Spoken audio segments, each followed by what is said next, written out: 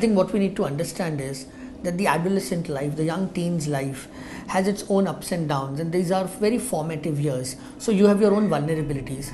Do my friends like me? Who am I? Do I need to do something extra to be recognized in my peer group? Sometimes I can feel my sense of isolation. Sometimes I feel loneliness. Sometimes I feel people don't understand me. People don't want to understand me. So in different phases, you may experience these kind of thought processes.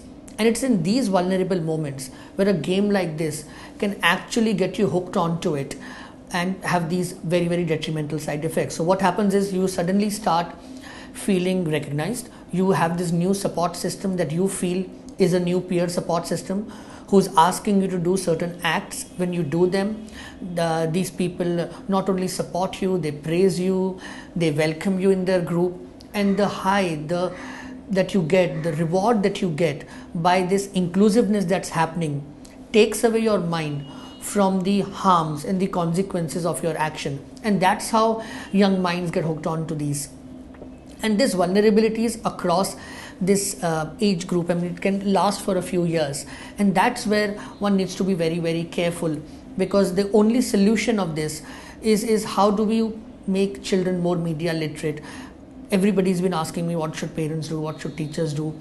In my opinion, there is very little they can directly do here, because you really cannot possibly keep on preventing everything from happening, or keep a check on your kids, keep a check on the kind of accessibility they have. Today we are talking about a game which is like this. It could be anything else. It could be pornography, it could be exposure to harmful people, it could be online games, it could be betting. This could go on and on.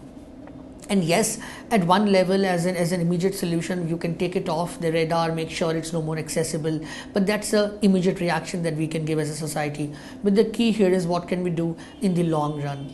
And that's where I think media literacy is where the solution lies. And the whole idea about this is to encourage children to ask the right questions. So why is this ad being shown to me? Whom are they making this for? Who gets the benefit out of it? What they are telling me, is it right or not right? Is there a contradictory view? Should I run it by somebody else? And so by asking these questions, you start realizing that what are the interests lying behind this message that is reaching out to you. And this concept is called media literacy. I believe educational institutes need to invest into media literacy. I also believe entertainment media needs to seriously look at some kind of peer review and some kind of self-censorship, because it's very important that it's not going to be possible that we only educate kids at one level. We need to bring a more societal change where every stakeholder is able to bring in their bit into the picture to be able to make the world much safer for kids. Because at the end of the day, the kind of exposure, I don't think we'll be able to do much about it. What parents can still do is create a platform which they can just come and talk to you. The kids should be able to come and comfortably talk to you without any hesitation, and learn to give them their space, give them their individuality, recognize for who they are, avoid getting into comparisons, don't push them, but be sensitive to their needs.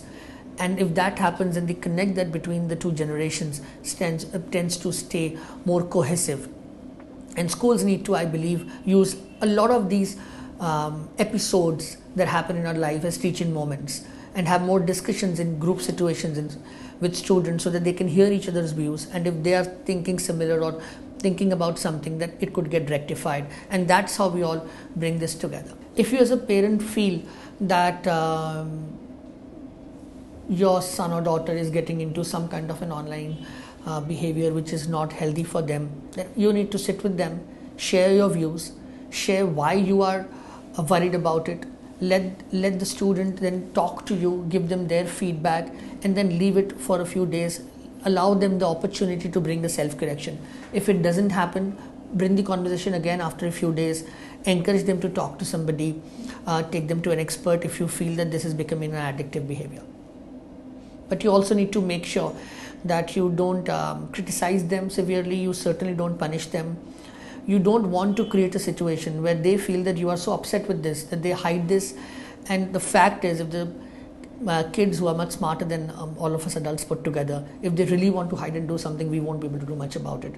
So we'd rather have them come and tell us that, see, this is what I'm doing. and be able to open up and share and be willing to learn from us, discuss and change.